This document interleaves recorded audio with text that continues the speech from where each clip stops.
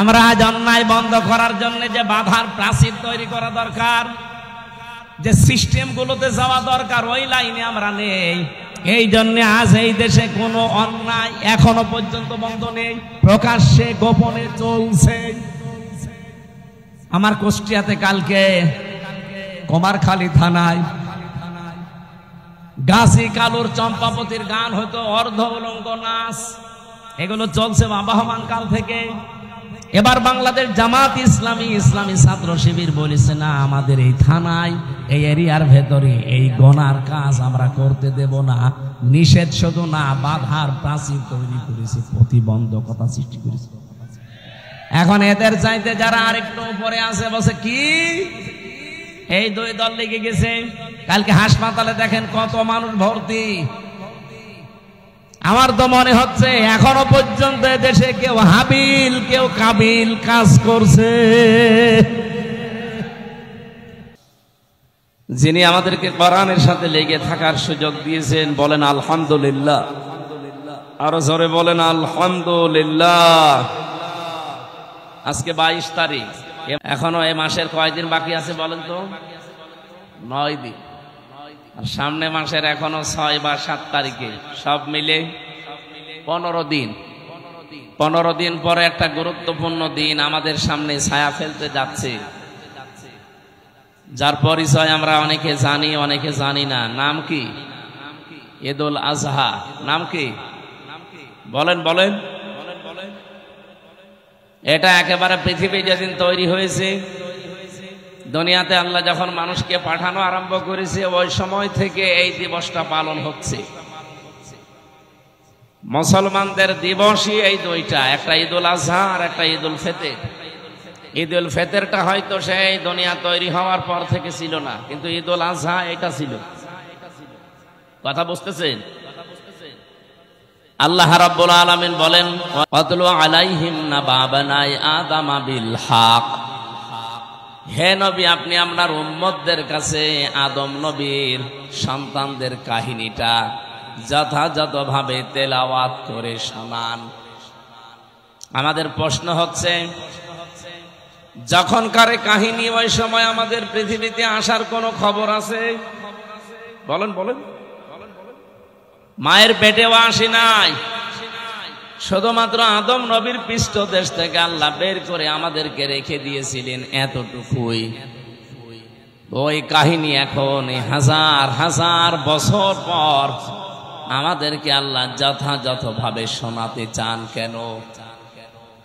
কারণ কিয়ামত পর্যন্ত ওই সময়টা মানুষের ভেতরে অতিলকাল আইয়ামু নুদাউলুহা বাইনান নাস। মানুষের ভেতরে সময়টা আবর্তিত হবে, ঘূর্ণময় থাকবে, ঘূর্ণমান থাকবে। একটা দিনের পরে আরেকটা দিন যেমন আসে, আদম নবীর জামানায় যে ঘটনা ঘটেছিল তার সন্তানদের ভেতরে কিয়ামত পর্যন্ত এরকম ঘটনা ঘটতেই থাকবে। একটু খেয়াল করে শুনবেন, আমি গতানুগতিক কথা বলি না। কি হয়েছিল ওই সময়? আল্লাহ পাক বলেন, যে করবা কুরবানান ফাতুকবিলা মিন আহাদিহিমা ওয়া লাম ইউতাকাব্বাল মিনাল আখার। ওই জামানায় কোরবানির নিয়ম ছিল এরকম চাটিয়াল ময়দানে, এই খালি ময়দানে মাঠের ভেতরে পশু জবাই করে রেখে আসা লাগতো। যার কর্মজীবন হালাল, যার জীবন পবিত্র, যার সম্পদ হালাল, আকাশ থেকে আগুনের ঝলক এসে ওইটা পুড়িয়ে ফেলতো। এলাকার মানুষ বুঝতো যে লোকটা আসলে সৎ, এর ব্যবসা বাণিজ্য কর্মজীবন হালাল। কিন্তু যারটা আগুনের ঝলক এসে পুড়িয়ে ফেলতো না, ভাবে পড়ে থাকতো, এলাকার মানুষ বুঝতো যে আসলে 2 নাম্বার। আমার মনে হয় ওই শরীয়ত যদি এখন থাকতো, বাংলাদেশে বহু হাজি ধরা খেত। ঠিক যারা বলছেন আমরাও খেতাম, কে কথা বলে না? বহু মানুষ আমরা ধরা খেয়ে বসে থাকতাম, যেন পড়ে থাকতো। আমার বউ জানতো যে কারে নিয়ে বসবাস করছি। এ তো 2 নাম্বার। এলাকায় যাদের সাথে আত্মীয়তা ছিল, আমার মনে হয় আত্মীয়তার সম্পর্ক ছিন্ন হয়ে যেত। আল্লাহ দয়া করে আমাদের বাঁচিয়েছে যে ওই শরীয়ত আমাদের দেয়নি। ওই জামানায় যারটা কবুল হয়ে গেছে আকাশ থেকে আগুনের ঝলক এসে, তার নাম হাবিল। আর যারটা কবুল হয়নি ওখানে পড়েছিল, তার নাম কাবিল। আদম নবীর এই 2 সন্তান, কি আছে এর ভেতরে? যারটা কবুল হয়নি এই কাবিল, ও ডাক দিয়ে বলে ক্বালা লা আक़তুলান্নাকা। লামে তাকিদ নুনে সাকিলা দিয়ে ওই সেই প্রথম দিন, পৃথিবীর প্রথম দিকের কাহিনী এটা। ওই সময় কাবিল নামে এই লোকটা হাবিল নামে আল্লাহর এই বান্দাকে বলেছিল, তোরে আমি অবশ্যই মেরে ফেলবো। আমার মনে হয় এখন পৃথিবীতে ঠিক ওই জামানা চলছে। কথা বলছেন? তাহলে একজন বললো ঠিক, আপনারা কি কবরে আছে? কি বলছে আপনি টের পেয়েছেন? বলেন তো ওই সময়টা যে এখন ঘুরে এসেছে কেন বললাম? আগস্টের 5 তারিখের পর থেকে আপনি একটু তাকান এই দেশটার দিকে। 73টা উপরে দল কাজ করছে এই দেশে রাজনৈতিক ভাবে। কারো নিবন্ধন আছে, কারো নিবন্ধন নেই, কারো মার্কা আছে, কারো মার্কা নেই। এটা বাস্তবতা কি? এই শুধুমাত্র এই 10 মাসের ব্যবধান না, এই 54 বছরে আপনি যদি বাংলাদেশ এই দেশটা সম্পর্কে একটু চিন্তা ভাবনা করে দেখেন, 73টা দল কিন্তু কাজ করছে। সবাই এই দেশের মানুষের কাছে জনপ্রিয় না। কি কথা বললেন না কেন? এদেশে এমন দল আছে শুধু লিল্লাহি তাকবীর, আল্লাহু আকবার এই শব্দ দিয়ে যদি ডাক দেয়, এই ময়দানটা আমার মনে হয় এরকম 500 ময়দান লাগবে কালকেই।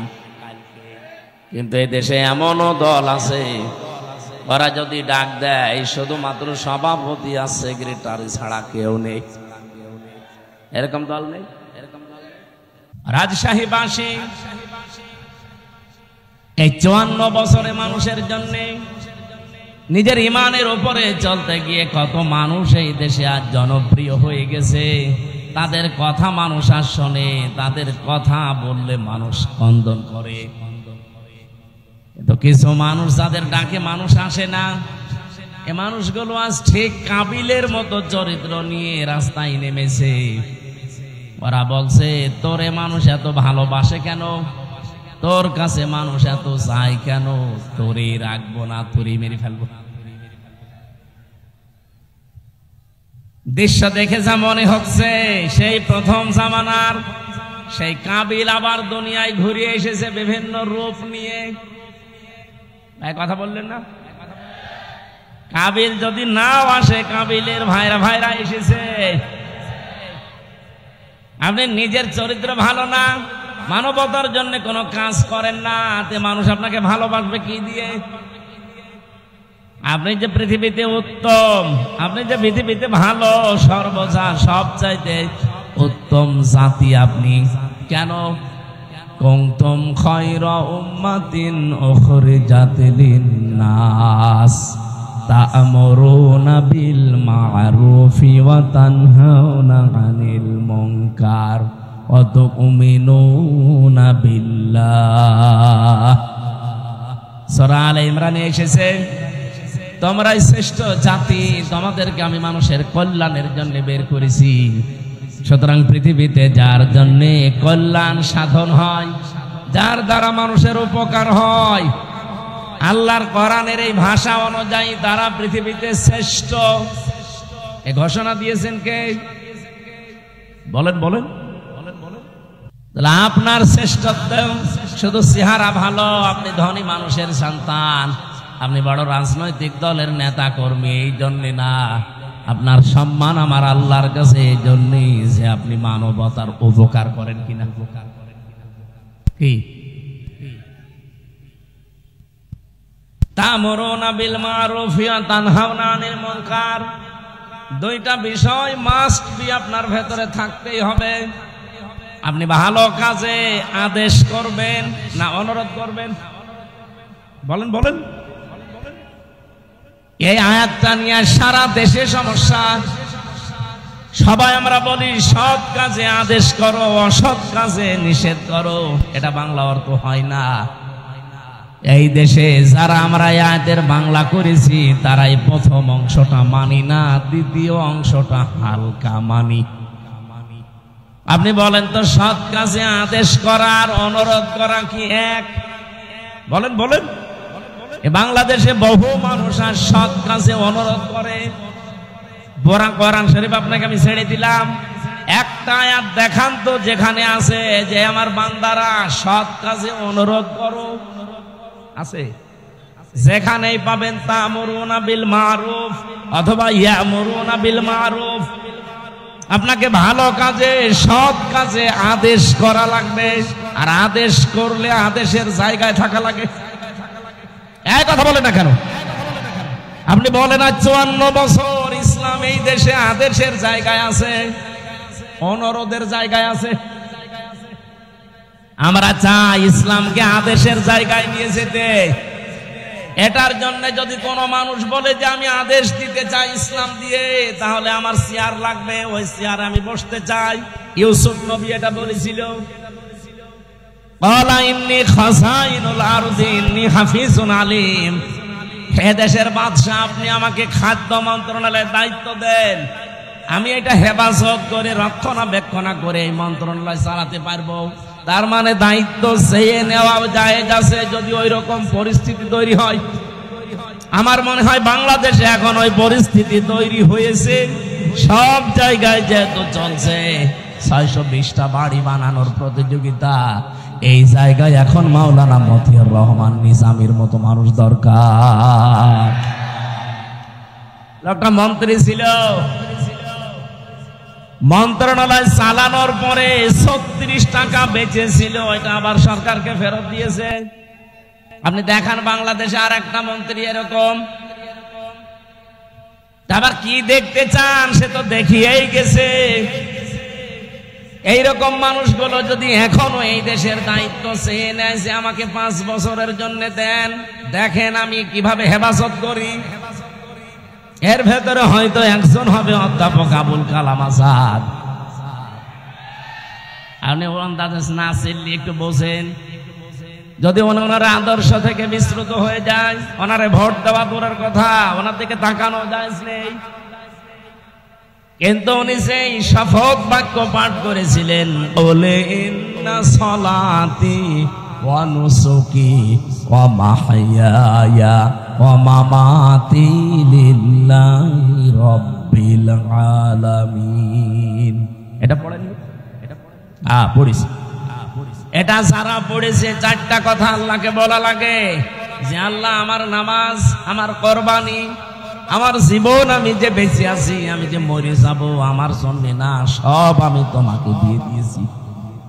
তাহলে এইরকম যারা শপথ নিয়ে মাঠে আছে, এই মানুষগুলো যদি এখন সত্যি দায়িত্ব চেয়েও নেয়, আল্লাহর কসম আমি কোরআন মাথায় নিয়ে বলতে পারি, এই মানুষ জীবনেও তার নিজের জন্য না, কিছু করলে সে আল্লাহর জন্য, মানবতার জন্য করতে চায়।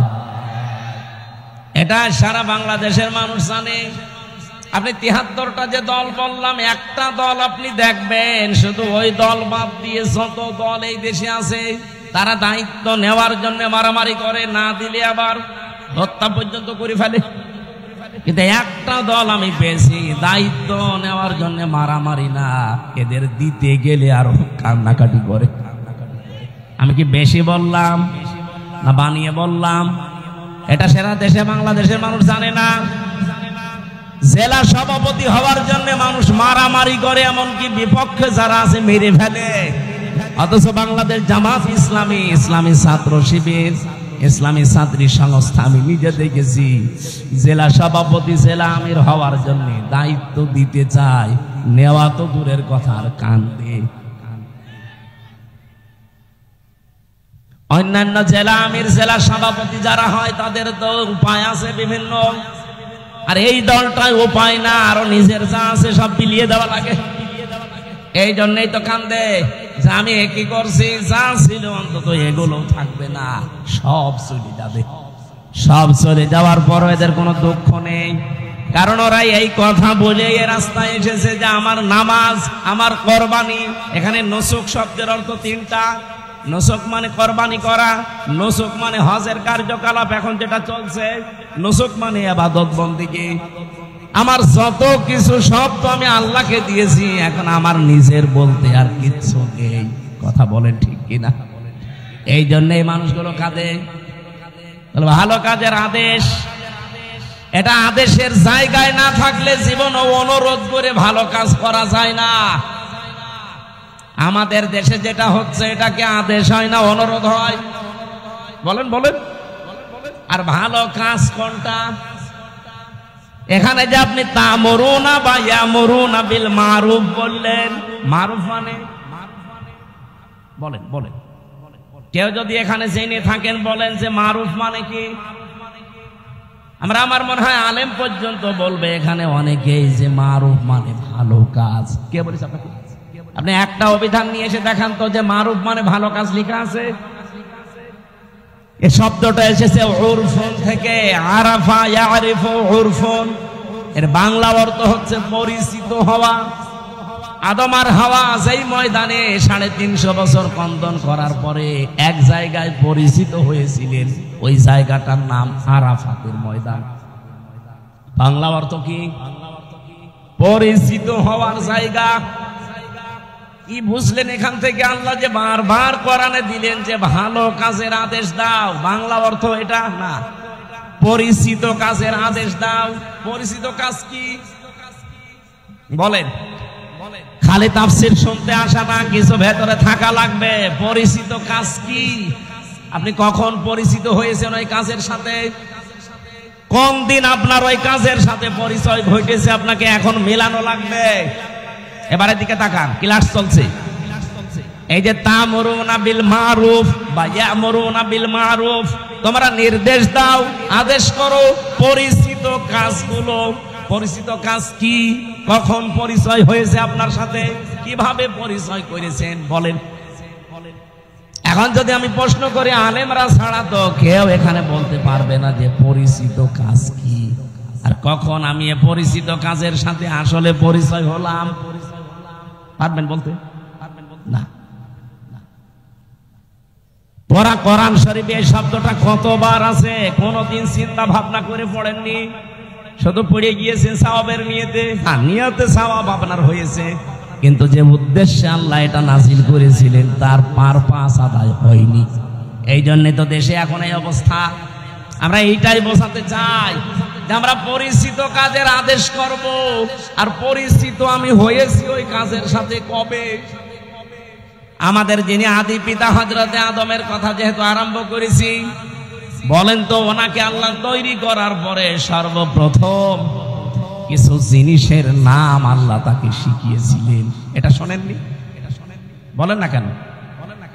আল্লাহ রাব্বুল আলামিন নিজে তখন শিক্ষক ছিলেন, আর ক্লাসরুম ছিল এই পবা নাকি কোন জায়গা? ক্লাসরুম ছিল জান্নাত।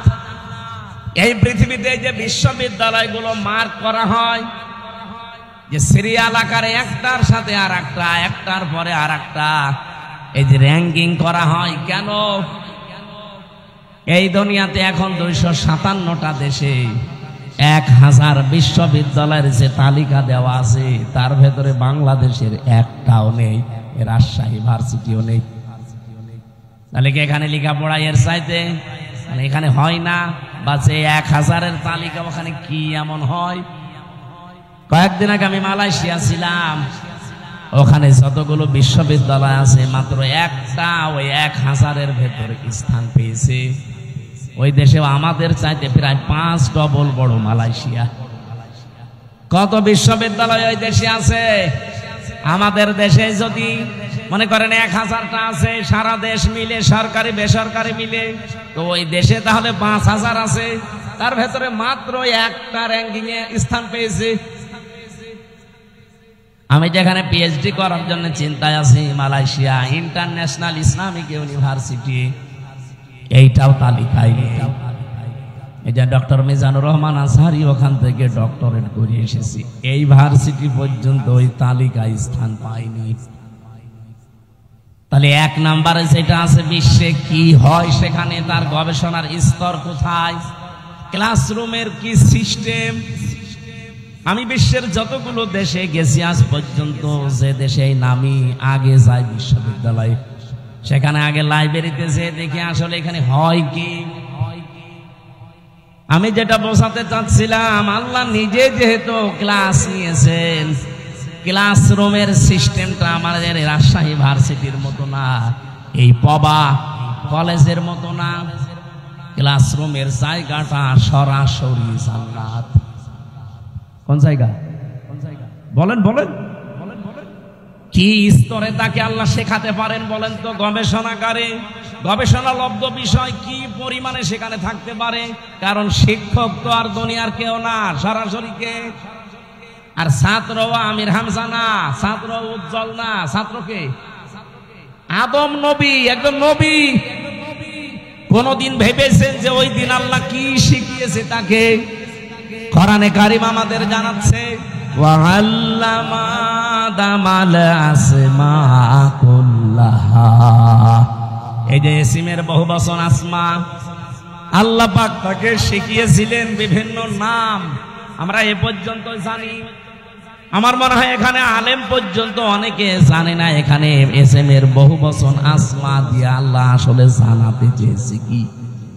এই ভালো করে খেয়াল করেন, রব্বুল আলামিন এখানে ইসমা দিয়ে জানাতে চাননি যে আদম, দুনিয়াতে তোমাকে আমি পাঠাবো, আলু, পটল, ঝিঙা, ফুল, কদু, এরকম কিছু জিনিসের নাম আমি কি তোমাকে শিখিয়ে দিলাম? এটা বলেছিলেন? বলেন বলেন। আর এটা যদি বইলেও থাকে, আপনার কি মনে হয় যে এরকম কিছু এইরকম ক্লাসে শিখাতে পারে? এটা কি 1 2 3 4 এর ক্লাস? বলেন এই ক্লাস কি নার্সারি পেলে কেজি 1 এর ক্লাস? ক্লাস হচ্ছে কত হায়ার, সরাসরি আল্লাহ নিজের শিক্ষক। ছাত্র যেমন তেমন সলিমুদ্দি কলিমুদ্দি না, একজন নবী, আদম নবী। তাও আর ক্লাসরুম দুনিয়ার কোন কলেজ বিশ্ববিদ্যালয় না। ক্লাসরুম কোনটা? আরো জোরে বলেন। এই আয়াতটা কতবার পড়েছেন জীবনে? কোনদিন চিন্তা করেছেন যে আল্লাহ শিখিয়েছে আদমকে যত কিছুর নাম? এখানে নাম মানে এই আলু, পটল, কদু, বেগুন, ঝিঙা না। এই যে নাম মানে ওই মারুফ। পৃথিবীতে যত ভালো যত মন্দ সব কিছু আমার আল্লাহ ওই ক্লাসে তাকে একবারে শিখিয়ে দিয়েছিলেন। যত ন্যায় কাজের আদেশ, যত অন্যায় কাজের বাধা, সিস্টেম হতে পারে কি কি, সবগুলো আল্লাহ আমারু বিল মারুফ নাহি আনিল মুনকার এর ভেতরে শিখিয়েছিলেন। ক্লাসরুম ওই একদিন। এবার প্রশ্ন আসতে পারে তাহলে আমাদের জন্য কেন তা'মুরুনা বিল মারুফ? আছে, কারণ ওই দিন আমরা আদম নবীর পিঠে ছিলাম। ওই দেখো দা রব্বুকা মিন বানি আদম মিন যুহুরিহিম যুররিয়াতাহুম। আল্লাহ পাক বলেন আমি আদম নবীর পৃষ্ঠদেশ থেকে তার সন্তান ছেলে মেয়েদেরকে সব একবারে বের করে নিয়েছি। যেহেতু ক্লাসরুমের ভেতরে আমরা বাবার পিঠের ভেতরে ছিলাম, আল্লাহ পিঠ থেকে একবারে বের করে নিলেন। ওই ক্লাসরুমে আল্লাহ যা যা শিখিয়েছিলেন আমার বাবাকে, অটোমেটিক সন্তান হিসাবে আমরা একবারেই ওগুলো শিখে ফেলেছি। এই যে দুনিয়ায় আসার পরে কেউ যদি লেখাপড়া নাও করে, কোন জ্ঞান অর্জন নাও করে, তাও সে নিজের থেকেই বুঝতে পারে যে এটা ভালো কাজ, এটা খারাপ কাজ। এক কথা বলেন না। এবার আমি প্রশ্ন করছি, পৃথিবীতে সবচাইতে ভালো কাজ কয়টা থাকতে পারে?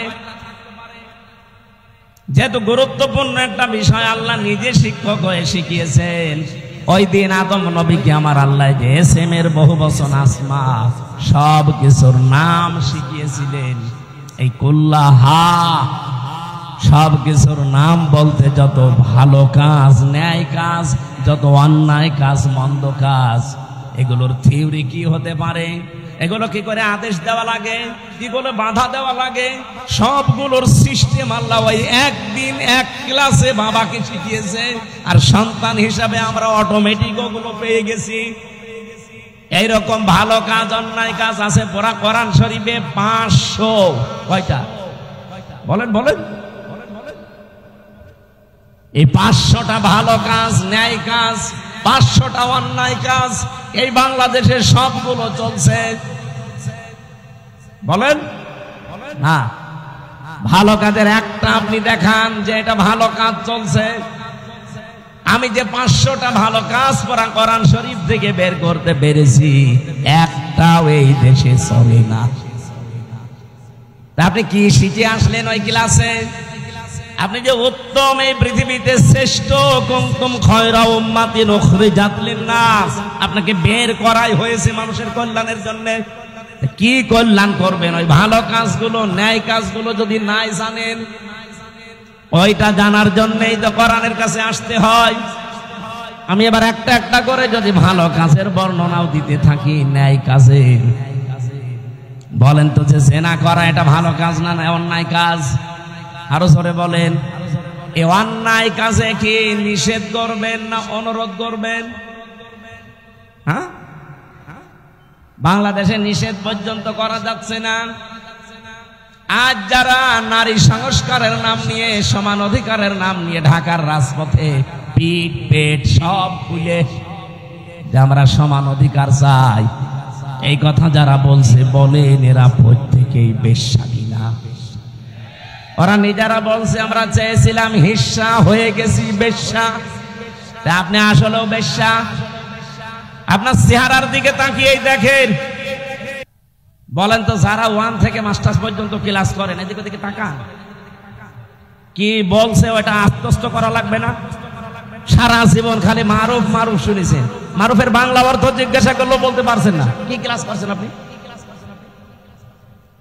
500টা এরকম ন্যায় কাজ আছে কোরআনে, 500টা অন্যায় কাজ আছে, একটাও জানি না। খালি তা'মুরুনা বিল মারুফ তানহাউনা আনিল মুনকার শুনে যাচ্ছে, সে জন্মের পর থেকে আমল শুনছে। অথচ এটার সাথে পরিচিত হয়েছি কবে আমরা তাও জানি না, কিভাবে হয়েছি আমরা তাও জানি না। আজ আমরা যে শ্রেষ্ঠ জাতি পৃথিবীতে, কেন শ্রেষ্ঠ হলাম তাও জানি না, যার কারণে শ্রেষ্ঠ ওইটাই নেই। আপনি আন্দাজে দাবি করলে হবে? এই জন্য ন্যায় কাজ অন্যায় কাজ এটা আপনাকে এই মুহূর্ত থেকে জানা লাগবে। আমি নিজে আমার প্র্যাকটিক্যাল লাইফে দেখলাম, জেলে যাওয়ার আগে আমি 20 সালে গ্রামে একটা জেনা হয়েছিল। 2 জনই বিবাহিত এবং বিবাহিতা, তাদের সাক্ষী এবং প্রমাণও 4 জন ধরা পড়ে গেছে। কলমের মাথার ভেতরে যেমন মাথা দিলে যা অবস্থা, ঠিক ওই অবস্থায় তাদেরকে ধরে ফেলেছে। কয়জন? 4 জন সাক্ষী আছে পুরা। আমার কাছে এসে বলছে, হুজুর এই যে জেনা করেছে এরা, আপনি বিচার কি করবেন, একটা ফতোয়া দেন। আমি কি ফতোয়া বানাবো? বলেন বলেন। সূরা নূরের ভেতরে আছে, যদি বিবাহিতা এবং বিবাহিত কোন নারী পুরুষ জেনা করে, আর যদি সাক্ষ্য প্রমাণ হয়ে যায় 4 জন, কয়জন? তাহলে তার শাস্তি হচ্ছে মাটির ভেতরে বুক পর্যন্ত গেড়ে দিয়ে পাথর বা ইট দিয়ে মেরে ফেলতে হবে। এই বিচার, এই বিচার আমি বানিয়েছি। কার? আরো জোরে বলেন। এই বিচারের সাথে পরিচিত হয়েছি আমি কবে? ওই যে ক্লাসে। হয়তো ক্লাসের ওই কথাগুলো এরকম যারা আনবো না, এদিকে ওদিকে তাকাচ্ছেন, খালি পানির বোতল দিচ্ছেন, তারা তো 2 মিনিট পরে ভুলে যাবেন। তা আমি ভুলিনি, আমি যা পড়েছি ঠিক আমি ওইভাবেই মনে রেখেছি।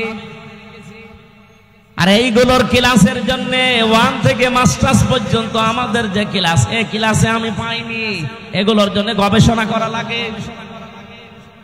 এই যে 1000 বিশ্ববিদ্যালয়ের র্যাঙ্কিং এ বাংলাদেশের কোন বিশ্ববিদ্যালয় নেই। কেন নেই? কারণ ওই সমস্ত জায়গায় 99% গবেষণা হয়, 1% শিক্ষা হয়। আর আমাদের দেশে 1% গবেষণা হয়, 99% শিক্ষা দেয়। এই জন্য আমরা পর্যন্ত যেতে পারি না। আদম নবীকে আল্লাহ কি গবেষণা দিয়েছেন দেখেন। তোমাকে শুধু না, কিয়ামত পর্যন্ত তোমার সন্তান যারা তারা পিঠে ছিল।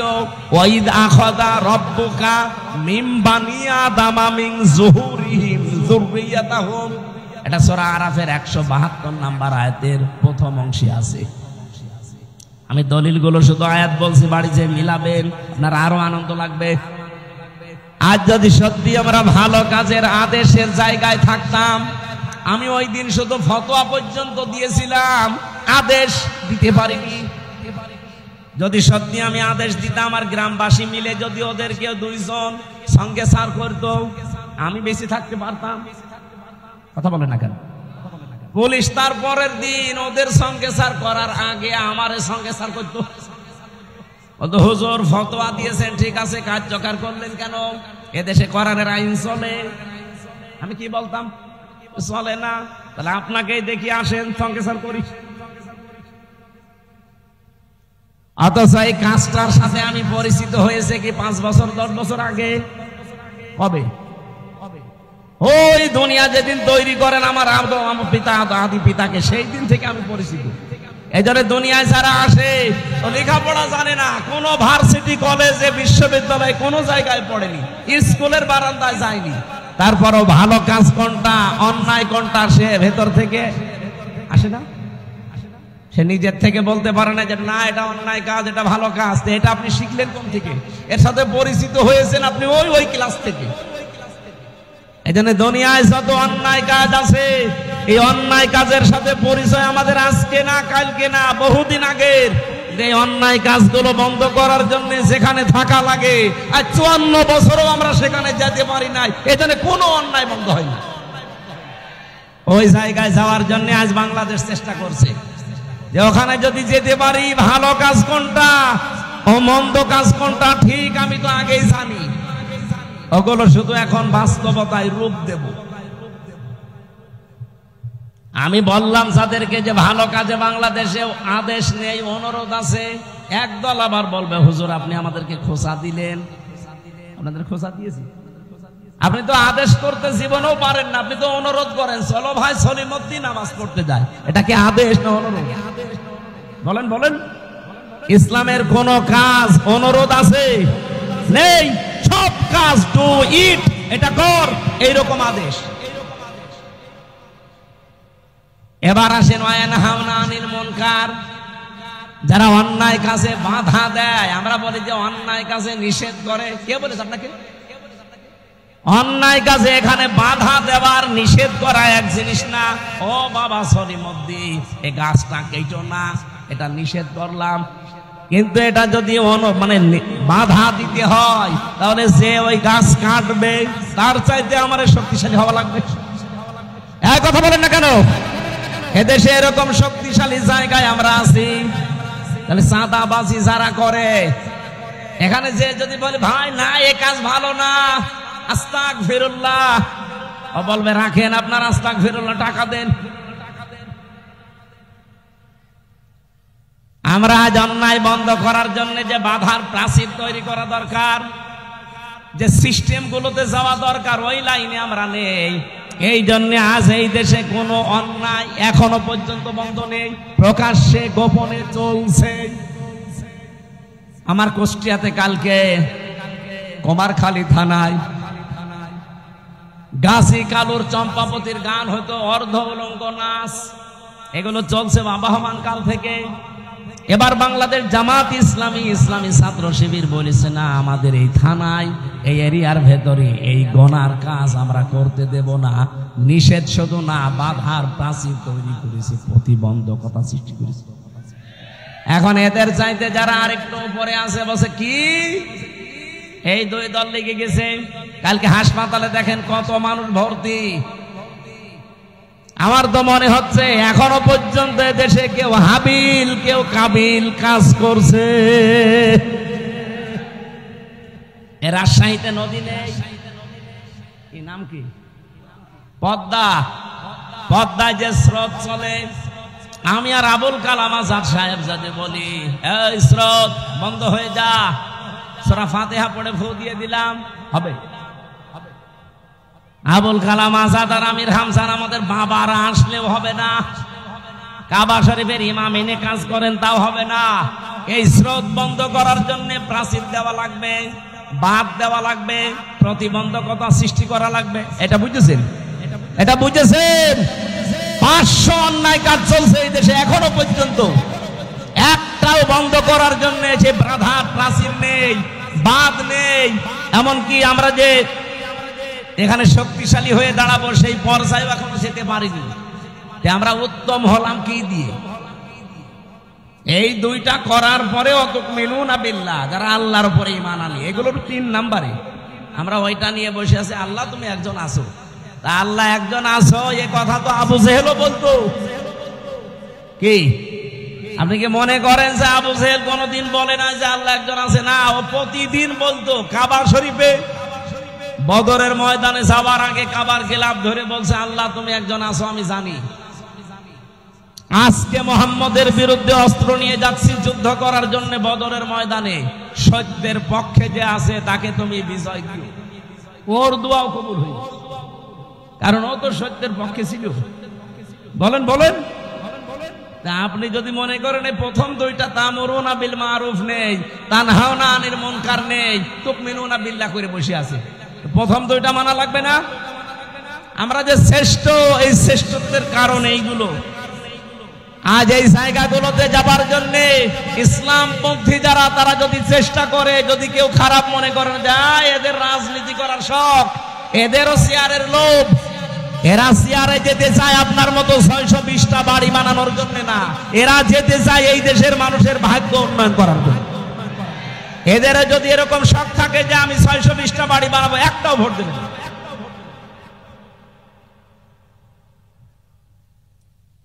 কোন কারণে আমার এই ঝামেলা পুরনো রাস্তায় আসার দরকার? আমার কোনো দরকার ছিল না। আমি আমার নিজেরটা বলছি, কালাম ভাই তার নিজেরটা বলুক। সারা জীবন ছাত্র ছাত্রী পড়িয়েছে, অধ্যাপক ছিল, জীবনের শেষ বয়সে এসে সেই পেনশন পাবে, 25, 30, 40, 50 লাখ টাকা পাবে। যা জীবন আর বাকি আছে আরামে খেয়ে চলে যেতে বাধ্য। কোন কারণে এই রক্ত পিচ্ছিল পথে এই মানুষের ঝামেলাপূর্ণ জায়গায় আসা লাগবে বলেন? আল্লাহ আমার যা দিয়েছে, আমার বাবার যা আছে, আমি মরণ পর্যন্ত যদি আরামে থাকতে চাই কোনো অসুবিধা নেই। কোন কারণে আমার এই রক্ত পিচ্ছিল পথে মানুষের এই গালি গালাজ, অপমান, অপদস্থের পথে আসা লাগবে?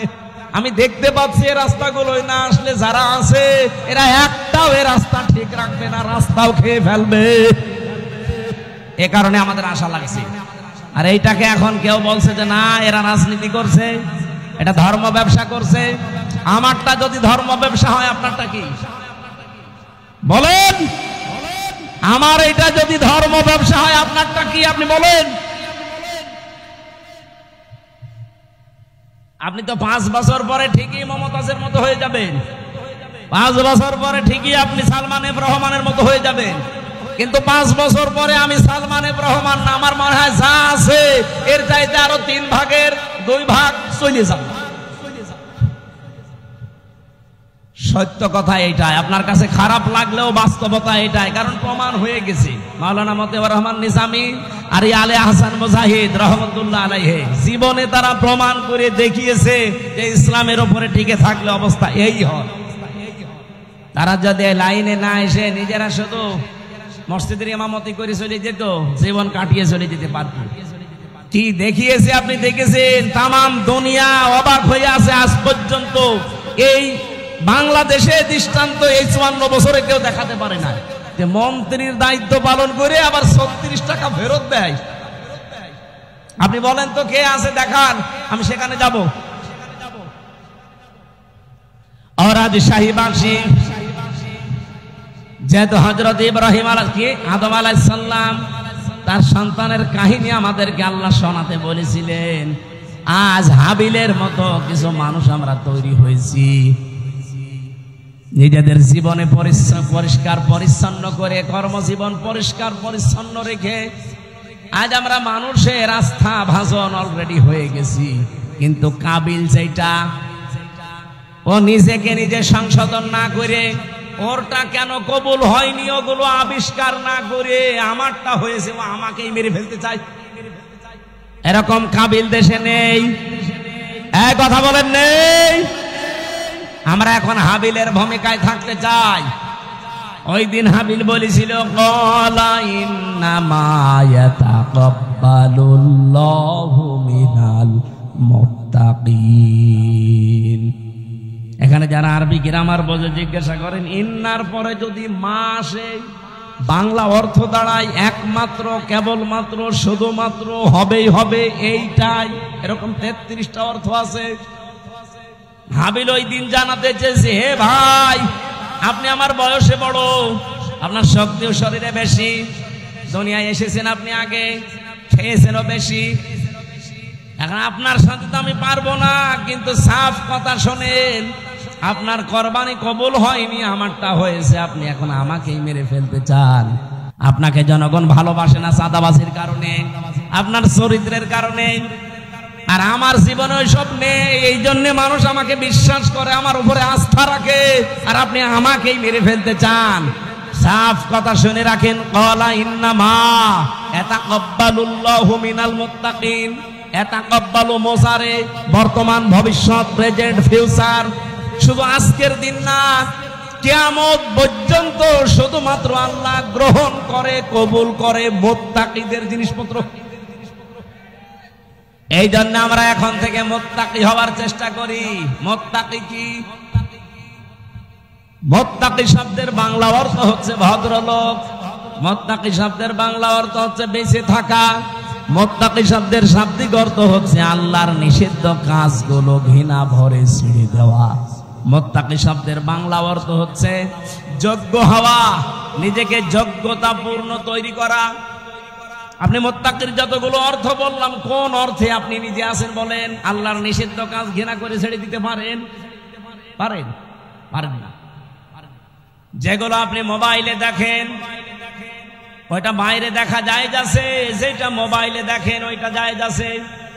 বাইরে যেই দৃশ্য দেখা যায় ওই দৃশ্য মোবাইলে দেখা যায়, বাইরে যেই দৃশ্য দেখা যায় নেই ওইটা মোবাইলে দেখা যায় নেই। এখানে আমার মনে হয় এমন অনেক মানুষ এমন আছে, এমন এমন দৃশ্য মোবাইলে রেখে দিয়েছে, এমন এমন ভিডিও আছে, নিজে দেখলে আনন্দ লাগে, ভালো লাগে, সুখ পায়, শান্তি পায়, কিন্তু অন্য কেউ দেখলেই লজ্জা পায়। এরকম ভিডিও আছে কার কার? হাত তোলেন তো। আলহামদুলিল্লাহ, না ভালো, আলহামদুলিল্লাহ। এলাকায় মুত্তাকি তাহলে অনেক আছে, বোঝা যাচ্ছে। এক্ষুনি আমি চেক করবো জিহাদরে দিয়ে, যাও তো একটা একটা করে মোবাইল চেক করে দেখো, এমন এমন ভিডিও যদি থাকে যেটা নিজে দেখলে আনন্দ পায়, অন্য দেখলেই লজ্জা পায়। যারা ঠিক বললো যে একটা একটু ওঠেন তো দেখি আল্লাহর ওলি, যাওয়ার আগে ডিলেট করতে হবে। মুত্তাকি হওয়া ছাড়া কিছুই কবুল হবে না জীবনে। আদম নবীর সন্তান হাবিল এইটা জানিয়েছিল তার ভাইকে। এজন্য আজ যারা কাবিলের ভূমিকায় আছেন, জোর করে, জবরদস্তি করে, উল্টাপাল্টা করে, শক্তি দেখিয়ে, সন্ত্রাসী কায়দায়, আবার অনেকে চেষ্টা চালাচ্ছে যে যাব। কোথায় যাবেন? যাবেন কি করে আপনি? আপনি মুত্তাকি হন নাই তো আপনাকে জনগণ গ্রহণ করবে না, আল্লাহ তো গ্রহণ করবেই না। এই জন্য জাল মাল দিয়ে চেষ্টা করে যাচ্ছি যে আমরা মুত্তাকি হব। আমাদের পূর্বপুরুষরাও মুত্তাকি ছিল। এই কথা বলেন না কেন? তারা অন্যায় অবৈধ কাজ যেমন ঘৃণা করে ছেড়ে দিয়েছে, তারা নিজেকে যোগ্যতা সম্পন্ন তৈরি করেছে। অনেকে বলে হুজুররা কিছু চালাতে পারবে না, চালাতে পারে নাই। কৃষি মন্ত্রণালয়, শিল্প মন্ত্রণালয় নিখুঁত ভাবে চালিয়েছে, আর এমন নিখুঁত ভাবে চালিয়ে দেখিয়েছে, বাংলাদেশে ইতিহাস হয়ে আছে শিল্প মন্ত্রণালয়টা। আজ পর্যন্ত কেউ রেকর্ড ভাঙতে পারে নাই। মাওলানা মতিয়ার রহমান নিজামী রহমতুল্লাহ আলাইহি যখন শিল্পমন্ত্রী ছিলেন, আমি নিজে ওই সময় দর্শনা মাদ্রাসায় পড়ি চুয়াডাঙ্গায়। ওই যে কেরুস মিল নাম শোনেননি? চিনির মিল, কেরুর মদ, ওই জায়গায় উনি গিয়েছিলেন। ওই সময় একজনকে পাঠিয়েছিলেন এমডি করে। এই যে সৎ মানুষ চেয়ারে থাকলে যে কি হয়, আজ 54 বছরে সেখানে 1 টাকা লাভ হয়নি, অথচ ওই 5 বছরে 5 বার প্রত্যেকবার লাভ হয়েছে। সুবহানাল্লাহ বলতে পারেন নাই? এরকম মানুষগুলো শুধু শিল্প মন্ত্রণালয় না, যত মন্ত্রী আছে সব যদি এইরকম মানুষ হতো না, এ দেশটা ওই মালয়েশিয়ার মতো 2004 সাল থেকে দাঁড়িয়ে দিচ্ছে। দাঁড়াবে কি করে? দাঁড়াবে কি করে যাদেরকে দায়িত্ব দেওয়া হয়? এত বড় চোর পৃথিবীতে নেই। 36,000 কোটি টাকা একটা দরবেশ চুরি করেছে। ওর দিকে তাকালে আমার কোটে আমার সাথে দেখা হয়তো মাঝে মাঝে। এই 3 বছরই ওর সাথে বহুবার দেখা হয়েছে। মাঝে মাঝে দেখতাম ওর মাথার চুল থেকে পায়ের তালু পর্যন্ত, মানে পায়ের তালুর নিচে যেটা থাকে ওই যে স্যান্ডেল, ওইটা পর্যন্ত সাদা। আমার মনে হয় ভেতরেও সাদা। ভেতরেটা তোর বলা যাচ্ছে না, ভেতরেও সাদা, চুল সাদা, ওর দাড়ি সাদা, জামা সাদা, পায়জামা সাদা, কোটি সাদা, এমনকি স্যান্ডেলও সাদা। ভেতরেটা সাদা নাতে কালো, ওটাও সাদা। কিন্তু একটা জিনিস ছিল একেবারে কালো কুচকুচে, মনটা। কথা বলেন না কেন? এই শয়তান বলেছে যে কোরআনের সমস্যা আছে। ওর তো ফাঁসি হওয়ার দরকার ছিল ওই সময়। আমি তো বাস্তব কথা শোনাতে চাচ্ছি। এই এমডি কে উনি পাঠিয়েছিলেন রাত 3:30টার সময়, যে উনি জয়েন্ট করেছে। চিন্তা করছে আজকে আমি একটা চমক দেখাবো। একেবারে মেন গেটে যে দারোয়ান আছে তারে বলছে আপনি এখান থেকে একটু নিরাপদ দূরত্বে থাকেন, আপনার পোশাকটা আমারে দেন। ওই যে হাটে একটা লাঠি নিয়ে বসে থাকে, লাঠি নিয়ে দারোয়ানের মতো বসে আছে। ফজরের নামাজ শেষ করে সকাল 7টা থেকে আরম্ভ হয়েছে, মানুষ যাচ্ছে 10টা পর্যন্ত। এরপরে ডিউটি আর এক দলের আসবে। তখন বাজে 11:45। একজন একেবারে সেরকম বড় দাড়ি, জব্বা জামা গায়ে, পাগড়ি মাথায়, এত বড় বড় দাড়ি নিয়ে প্রাইভেট নিয়ে ঢুকতেছে। তো দারোয়ান মনে করছে যে নতুন দারোয়ান হবে হয়তো। আজকে আর অন্য দিনের মতো গেট খোলে নাই, গেট বন্ধ করে দাঁড়িয়ে আছে। বলছে না আমি আপনাকে ঢুকতে দেব না। দারোয়ানের বাচ্চা, আপনি যাই বলেন না কেন, এখন বাজে কত? আপনার তো এখানে আসার কথা 10টায়, এখন বাজে 11:45, 1 ঘন্টা 45 মিনিট লেট আপনার। আপনি যদি আমার চাকরি খেয়েও ফেলেন আমি আপনাকে আজ ঢুকতে দেব না। এখন দারোয়ানের সাথে মারামারি করবে? শেষ পর্যন্ত বলেছে ঠিক আছে, তোর চাকরি কে রাখে আমি দেখবো। এই ধস্তাধস্তিতে শেষ হয়ে যাওয়ার পরে দারোয়ানকে এবার ভেতরে যে বলছে আপনার দায়িত্ব আপনি পালন করেন, যান, আমি চলে গেলাম। যে এমডির অফিসে বসেছে ওই লোকটার খবর নিয়ে ডাক দিয়েছে যে ওকে ডাক দেন আমার অফিসে। অফিসে ঢোকার পরে যখন সালাম দিয়েছে, জবাব দিয়ে বলছে দাঁড়ান, চেয়ারে বসার দরকার নেই, আপনি দাঁড়ান, আপনাকে আমি কয়েকটা কথা জিজ্ঞাসা করব। এখন বাজে হচ্ছে 11:45, আপনার 10টায় অফিসে আসার কথা। আপনি যে মুখে দাড়ি রেখেছেন, এই দাড়ি আপনার জন্য না, কারণ এই দাড়ি যিনি রাখতেন তিনি কাজে এভাবে ফাঁকি দিতেন না। আপনি বিশাল জব্বা গায়ে দিয়ে এসেছেন, পাগড়ি মাথায় দিয়ে, এই পাগড়ি জব্বা আপনার জন্য না, কারণ এগুলো যিনি পরতেন তিনি জীবনে কোনোদিন কাজে ফাঁকি দেননি। আপনি কার আদর্শগুলো শরীরের ভেতরে ধারণ করে ফাঁকি দিচ্ছেন? আপনি 10টা থেকে 4টা পর্যন্ত ডিউটি করবেন, এইটা আপনার ইবাদত। কথা বলেন না কেন?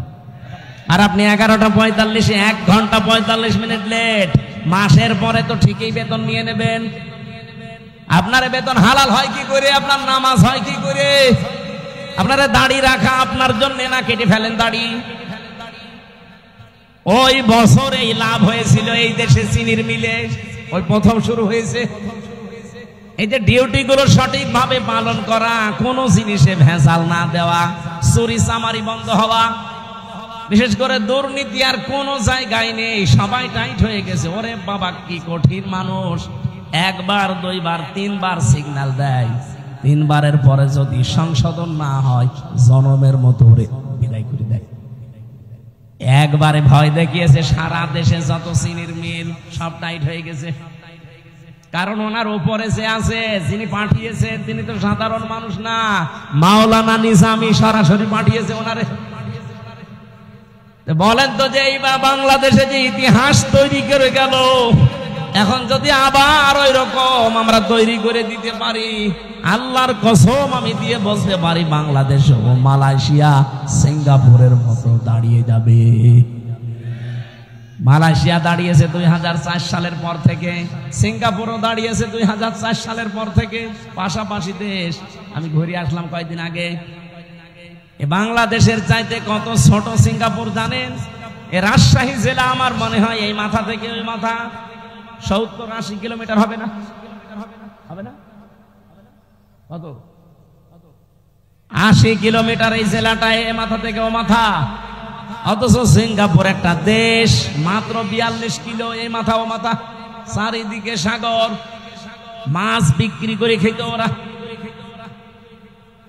কি অবস্থায় দাঁড়িয়েছে সিঙ্গাপুর আজ? 257টা দেশের ভেতরে যদি 10টা দেশ গণনা করেন, সিঙ্গাপুর একটা ধরা লাগবে। এ পর্যায়ে তারা গেছে শুধুমাত্র এই সৎ নেতৃত্বের কারণে। তারপরও তো তারা আল্লাহর আইন মানে না, শুধু যা আইন বানিয়েছে ওইটাই পঙ্খানো মানে, এই কারণে দাঁড়িয়েছে। আর আমরা শুধুমাত্র নিজেদের আইন না, এই দেশে যদি ইসলাম আসে পুরাটা চলবে আল্লাহর আইন। এই বলেন 56,000 বর্গ মাইল পুরাটা চলবে কার আইন? আরো জোরে বলেন, কয়টা? 500। ওই যে পরিচিত যে বিষয়গুলো আদম নবী থেকে, ওই বিষয়গুলো আসবে পরিচিত, সব একটা একটা করে ব্যক্তি, পরিবার, সমাজ, রাষ্ট্রে কায়েম হয়ে যাবে 500। আর অন্যায় 500। সৎ কাজে আদেশ দেবে, অন্যায় কাজে নিষেধ করবে। এই প্রতিশ্রুতি ওনারা দিয়েছে। অন্য দলের ভেতরে যদি এই প্রতিশ্রুতি থাকে যে আল্লাযীনা ইম্মাক্কান্নাহুম ফিল আরদি আকামুস সালাত ওয়া আতাবুজ যাকাত ওয়া আমারু বিল মারুফ ওয়া নাহাউ আনিল মুনকার ওয়ালিল্লাহি আকিবাতুল উমুর, সেই দলের কর্মসূচিতে এই চারটা আছে, আপনি তাকে এবার ভোট দেবেন। সে যেই হোক, আমি কারো দলে বিদলে নেই, এই চারটা কর্মসূচি যার কাছে পাবেন তাকে এবার ভোট দেবেন। আর আমি যেহেতু নিজে দেখতেছি এই মানুষগুলো এই গ্যারান্টির উপরে আছে, এরা কথা দিয়েছে যদি ইসলাম এদেশের সংসদে যায় প্রথমেই তারা নামাজের বিল আনবে। ওনারা জিজ্ঞাসা করেন, যদি বলেন না আমি নামাজের বিল প্রথমে আনবো না, আমি সুদের বিল আনবো, ওরা একটা ভোট দেবেন। 2 নম্বরে ওরা যাকাতের বিল কায়েম করবে, যে যাকাত ভিত্তিক অর্থনীতি কায়েম হবে এখন থেকে। 3 নম্বরে ভালো কাজ, যেটা পরিচিত কাজ, ওগুলো জারি হবে, এগুলো আদেশ হবে আইনের মাধ্যমে। আর অন্যায় যতগুলো আছে, অন্যায় সব বন্ধ হবে, বাধার প্রাচীর তৈরি করা হবে। এটা যদি আজ বাংলাদেশে ইসলাম থাকতো, কুমারখালী এই গাজী কালুর চম্পাবতীর এই অর্ধ উলঙ্গ নাচের অনুমতি দিত, এটার জন্য মারামারি হইতো। আইন পাশ করে সব অন্যায় কাজগুলো বন্ধ করে দিত। এই জন্য আমরা চাচ্ছি আপনারা যা ভুল বোঝেন বা ভুল বোঝান, এই যে রাজশাহী অঞ্চলের এ পাশে কালকে আমার মাহফিল যেখানে আছে চাঁপাইনবাবগঞ্জ, 2 জন বিশাল বিশাল মুফতি আছে, স্বামী আর স্ত্রী, 2 জনই মুফতি। ভারতের কামান এরা, মুজাদ্দেদে জামান, কি ফতোয়া দিচ্ছে দেখেছেন? এরা কোনদিন 24-এর কথা বলে না, এরা শুধু কথা বললে 71, 47, 52 কথা বলছে না কেন? আরো কিছু তৈরি হয়েছে তাদের মুরিদ। এই পাবনার একটা হাবিব ঘোষণা দিয়েছে, এই পাবনা জেলার আটঘরিয়ায় জামাত ইসলামের কোন মানুষ আযানও দিতে পারবে না, নামাজও পড়াতে পারবে না। আপনি ঘোষণা দিয়েই শেষ করে দিলে হবে? আপনি নিজে নামাজ পড়াতে পারবেন? আজকে একজনের নামাজ দেখলাম, কি সূরা পড়ছে গো, জিবরাইল নতুন নাযিল করছে, আলাম তারা কাইফা ফালা রাব্বুকা বিয়াস। তাও তো আমি ভালো করে পড়ছি, এটা শোনান তো। কি তেলাওয়াত, আমার মনে হয় দাঁত মুখ ভেঙে যাবে। এই কথা যে বলতে পারে, আমার মনে হয় তারে এখন থেকে ইমামতির জায়গায় দাঁড় করিয়ে দেওয়া লাগবে। আর ওই যে আরেক চাপাবাজ যেটা ডিম খাচ্ছে, আমার বুখারী শরীফ, কোরআন শরীফ সব পড়া শেষ, হ্যাঁ পুরাটা চাপাবাজি। এই বহু চাপাবাজ এই দেশে এখনো আছে গোপনে, আর প্রকাশ্যে অনেকে 24-এর কথা বলে না, কথা বললেই 71, কথা বললেই 52, কথা বললেই 47। আরে ভাই 71, 52, 47 আমরা কেউ ছিলাম না, আমরা ছিলাম 24-এ। এই যে মে মাস চলছে, আজকে 22 তারিখ, এই সামনে মাসের 10 তারিখে জুন মাসের এই দেশে জুলাই ঘোষণাপত্র অলরেডি প্রকাশ করা হবে। যখন এই ঘোষণাপত্র আসবে তখন অটোমেটিক ভাবে বাংলাদেশের সংবিধান বাতিল হয়ে যাবে। আর এই সংবিধান অনুযায়ী এখন যে চুপ্পু মিয়া আছে রাষ্ট্রপতি অটোমেটিক বাতিল হয়ে যাবে। এক কথা বলেন না কেন? কারণ এই দেশ চলবে এখন 24-এর চেতনায়। কথা বলেন ঠিক কিনা? কোন বৈষম্য থাকবে না দেশে, আর বৈষম্য যতদিন আছে ততদিন নির্বাচন হবে না। তাহলে নির্বাচন দিলে 2732 জন মানুষ মরে গেল, ওদের কি জীবনের দাম নেই? তো ওদের জীবনের দাম দেন, তারপরে আপনি 72, 71, 73-এর কথা নিয়ে আসেন। আমরা 71-কে সম্মান করি, 52-কে সম্মান করি, 47-কে সম্মান করি, কিন্তু না, সবচাইতে বড় সম্মানের জায়গা এখন আমি যেহেতু দেখেছি নিজে 24। কথা বলেন না কেন? এই দেশ চলবে এখন 24-এর চেতনায়। কোন চাপাবাজের চাপাবাজি এ দেশে আর চলবে? যদি এরকম চাপাবাজি করে মমতাজের মতো সেও ডিম খাবে। তাও কি ভালো ডিম? পচা ডিম। যে ডিম খেয়েছে মহিলা আজকে মানিকগঞ্জে, ও জীবনে মনে হয় আর কোর্টে হাজিরা দিতে আসবে না। আমার ভাইরা, এই জন্য আমাদের সতর্কতার বিষয় হচ্ছে আমরা এখন কাবিলের মতো না, আমরা এখন হাবিলের মতো অবস্থানে যাব। ভাই যা করেন করেন, আপনার ওই পায়ে পা দিয়ে ঝগড়া করতে চান, আমি এখন ঝগড়ার ভেতরে নেই, আমি আছি আমাকে সংশোধন করে জনগণের সামনে আস্থা ভাষণ হিসাবে তৈরি করা।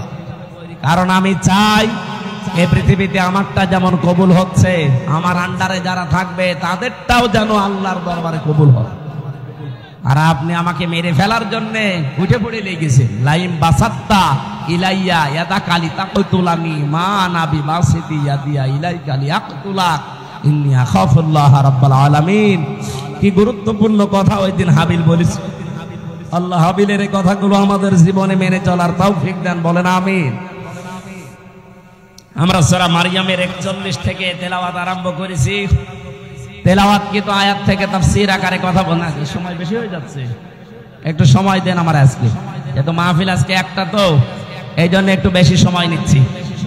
মাহফিল যতক্ষণ চলে আয়াতটা শেষ না হতে থাকবেন। মোনাজাতের পরে আমার এই যে গাড়ি আছে, এটা আমার গাড়ি না, এই গাড়ি থেকে আমার লিখিত যে বইগুলো আছে মেয়েদের উপরে পুরুষদের উপরে, ওটা নিয়ে যেয়ে পড়বেন। বই মানুষকে ঠকায় না, পড়বেন, আপনার ভাগ্য খুলবে ইনশাআল্লাহ। জবান খোলে সূরা মারইয়ামের 41 নম্বর আয়াত, এখান থেকে আমরা আরম্ভ করব। যেহেতু সামনে আর 15 দিন পরে গুরুত্বপূর্ণ যে দিবসটা, এই দিবসটা আদম নবী থেকে যদিও আরম্ভ হয়েছে, কিন্তু আমরা সুন্নত হিসাবে পশু জবাই করার এই নিয়ম পেয়েছি আমাদের জাতির পিতা ইব্রাহিম আলাইহিস সালাম থেকে। সেখান থেকে এখন আমরা আরম্ভ করছি। প্রথম অংশ শেষ, দ্বিতীয় অংশ শুরু হচ্ছে। ওয়াযকুর ফিল কিতাবি ইব্রাহিম। আল্লাহ পাক বলেন আলোচনা করো, বর্ণনা করো। কিতাবের ভেতরে আমি ইব্রাহিম আলাইহিস সালামের যে কাহিনী বর্ণনা করেছিলাম, এইটা আপনি আপনার উম্মতদের কাছে বর্ণনা করেন।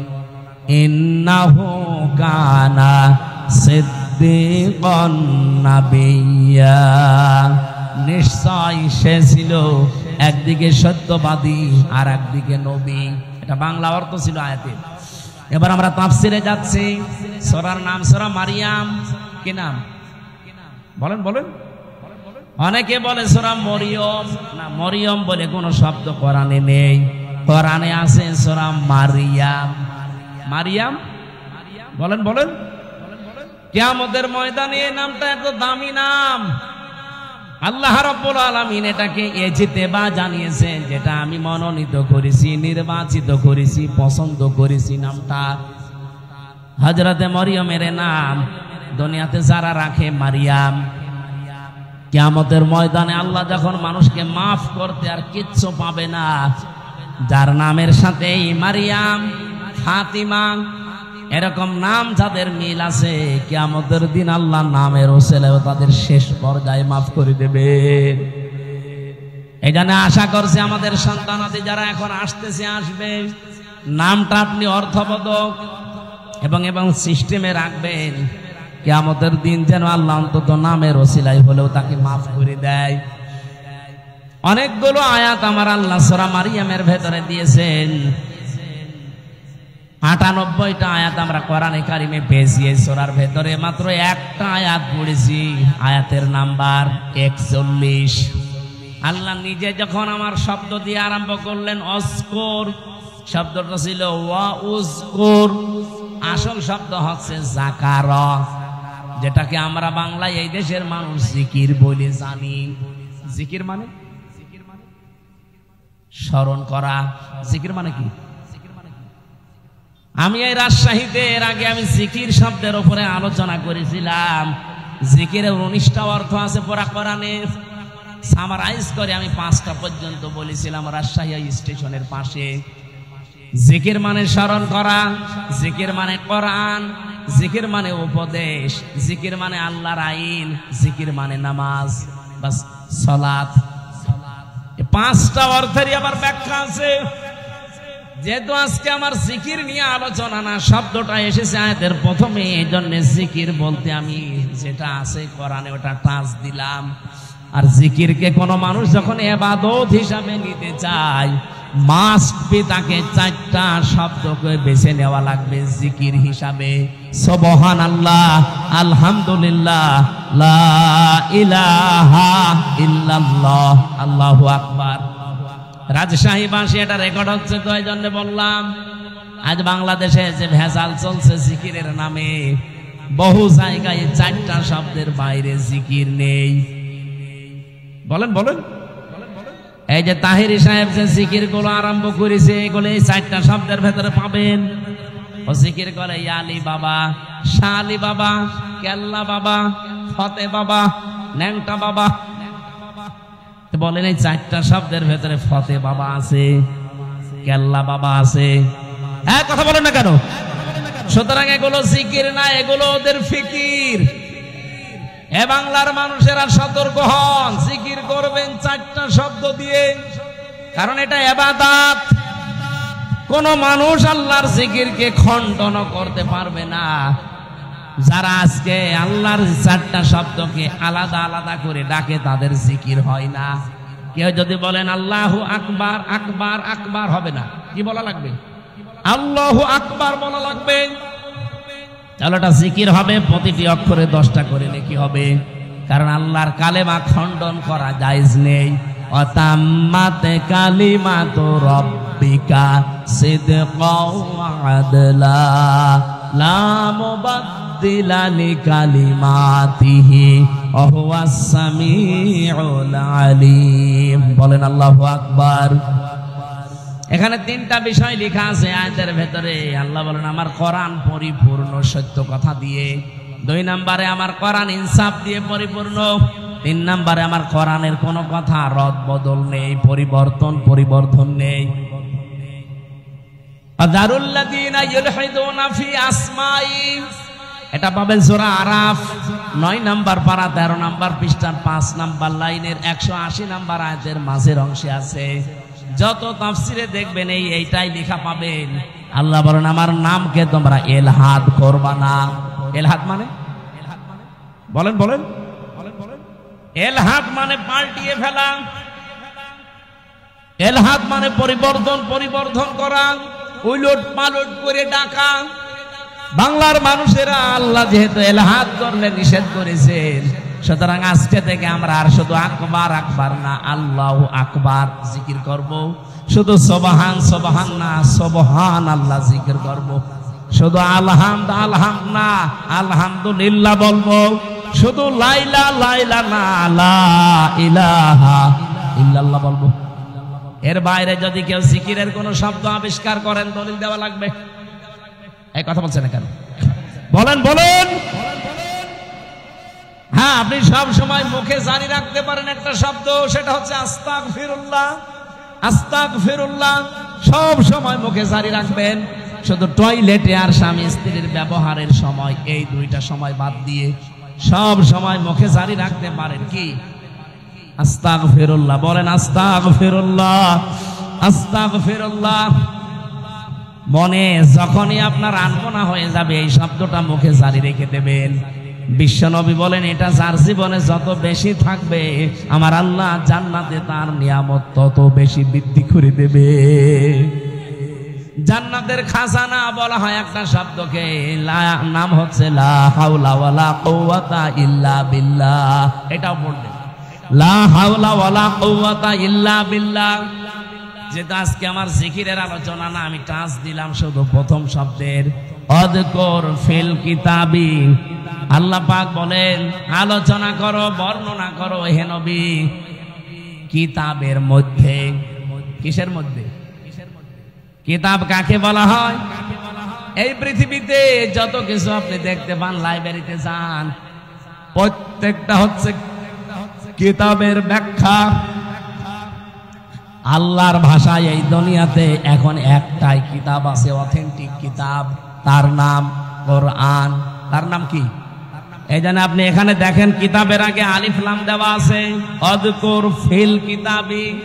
নির্দিষ্ট করে আল্লাহ জানিয়েছেন কিতাব একটাই।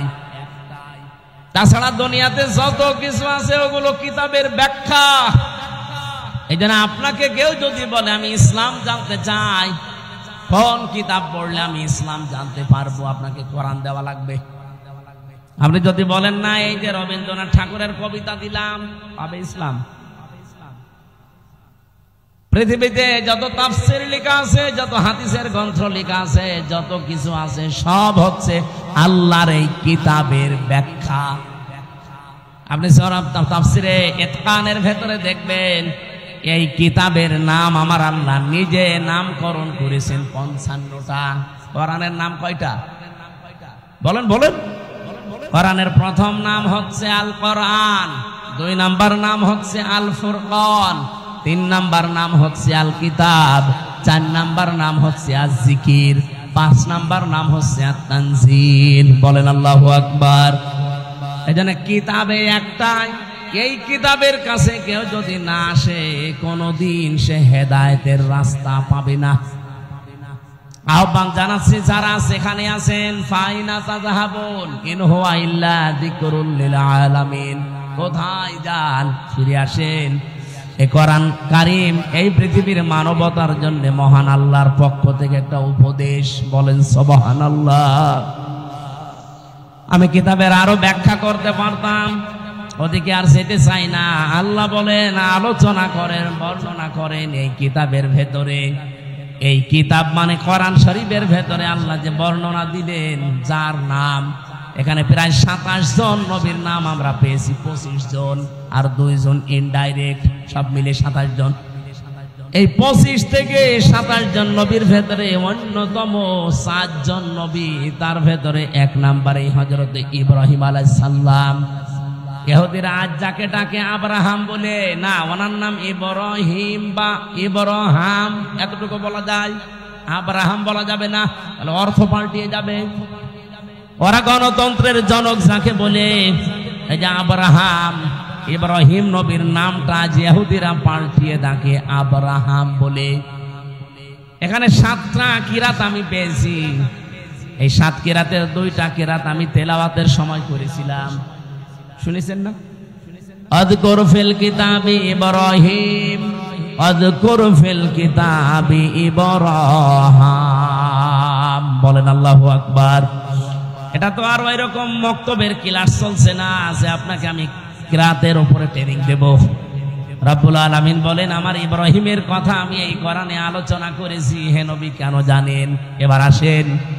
ইন্নাহু কানা সিদ্দিকান নাবিয়্যা, নিশ্চয় সে ছিল একদিকে সিদ্দিক আর একদিকে নবী। এখন সিদ্দিক কি আর নবী কি? 1 নম্বরে আমরা নবীর ব্যাখ্যা করি, তারপরে সিদ্দিক। নবী শব্দের বাংলা অর্থ হচ্ছে সংবাদ বাহক।